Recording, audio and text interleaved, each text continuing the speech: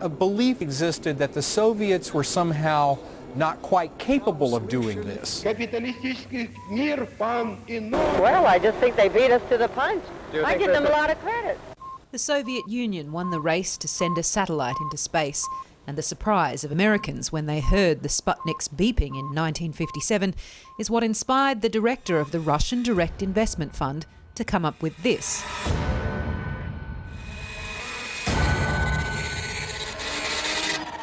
He chose the name for his nation's new coronavirus vaccine, the Sputnik V, whose V stands for victory, a Soviet symbol recast as a new weapon in a new century for a new war.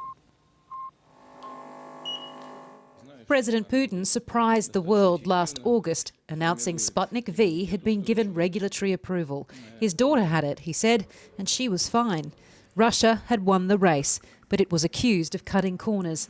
Other vaccines in development, including the Oxford-AstraZeneca offering, were in their critical third phase of human testing. Russia had only put Sputnik V through testing phases 1 and 2 before declaring victory. But that's not the way it works. So I hope, but I haven't heard any evidence to make me feel that's the case, I hope that the Russians have actually definitively proven that the vaccine is safe and effective. I seriously doubt that they've done that. 6 months later, peer-reviewed preliminary results published in the Lancet Medical Journal showed Sputnik V is safe and effective, on par with Pfizer, Moderna and Oxford-AstraZeneca. I take the floor just to congratulate Russia for this success. And it's a good news for the whole mankind, because it means that we are going to have more tools to face the pandemic. But back in August, celebrations and congratulations from a sceptical international community weren't forthcoming. Just 9 days after Putin's Sputnik V announcement, it was a different Russian chemical invention in the news, Novichok.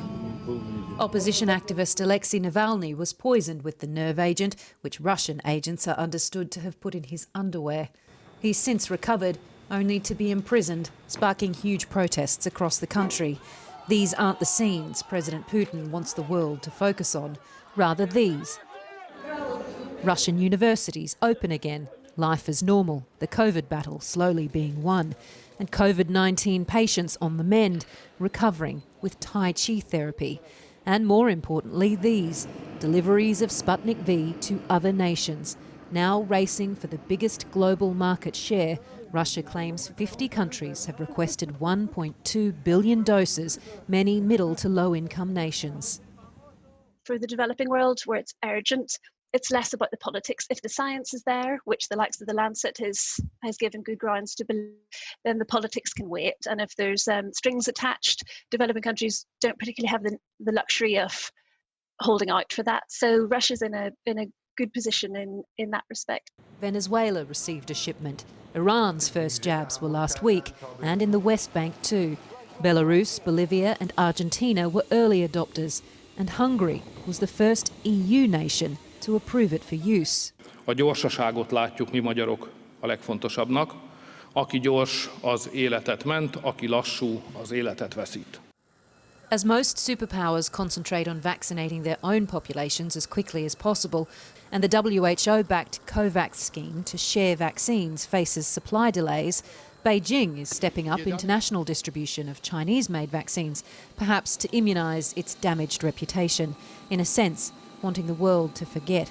But Russia, it seems, wants the world to respect what might be its biggest scientific achievement since the Soviet era.